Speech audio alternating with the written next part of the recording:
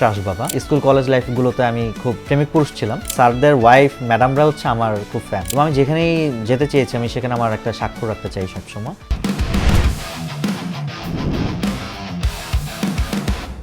আপনি পড়াশোনা করেছেন, আমরা শুনেছি ইঞ্জিনিয়ারিং নিয়ে, তাই তো?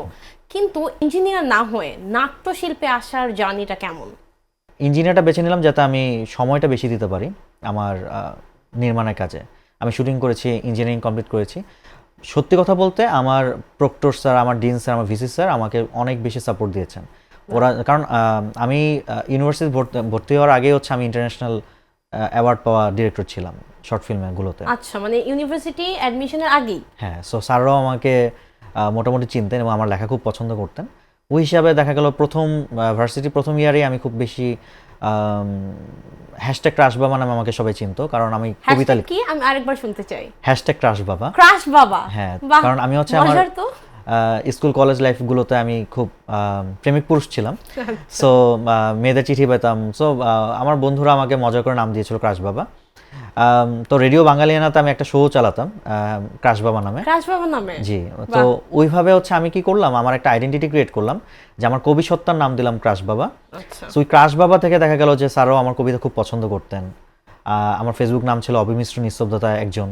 সো সব কিছু মিলে আমার এই লাইনে যে আমি আসবো এটা সবাই জানতো আগের থেকে। এবং থাকে না একটা ম্যানিফেস্ট, সবাই বলতো প্রীতম ভবিষ্যতে কিছু একটা করবে, ভালো করবে। সো আমাকে ধরেন থিসিস পরীক্ষা আমি দিচ্ছি, থিসিস তো অনেক কঠিন পরীক্ষা হয় ইঞ্জিনিয়ারিং, ট্রিপলিতে তো অনেক কঠিন। আমাকে প্রথম তোর নেক্সট নাটকের কাস্টিং কে আমাকে জিজ্ঞেস করছে। আচ্ছা, তো ব্যাপারটা এরকম ছিল। আমাদের স্যাররা খুব মজা করেছেন, আমাকে খুব সাহস দিয়েছেন। সো আমি গ্রেটফুল, আমার ফ্রেন্ডদের জন্য আমি গ্রেটফুল যে আমি একদিনে পড়ে হচ্ছে ওরা আমাকে, যেমন আমি কালকে সার্টিফিকেট আনতে গিয়েছিলাম 8 বছর পরে। আচ্ছা।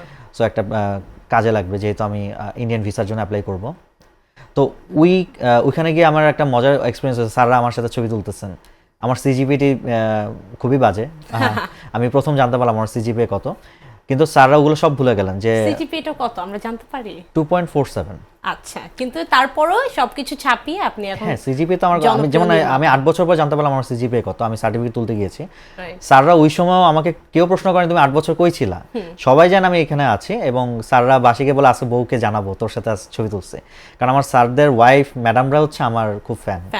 সো এটা আমি খুব এনজয় করি। সো ট্রিপল ইঞ্জিনিয়ারিং থেকে বেশি হচ্ছে আমি আসলে ইঞ্জিনিয়ারিংটাই করতে চাইনি কখনো। আমি আসলে সৃজনশীল পথে হাঁটতে চেয়েছিলাম, এবং আমি যেখানেই যেতে চেয়েছি আমি সেখানে আমার একটা স্বাক্ষর রাখতে চাই সবসময়।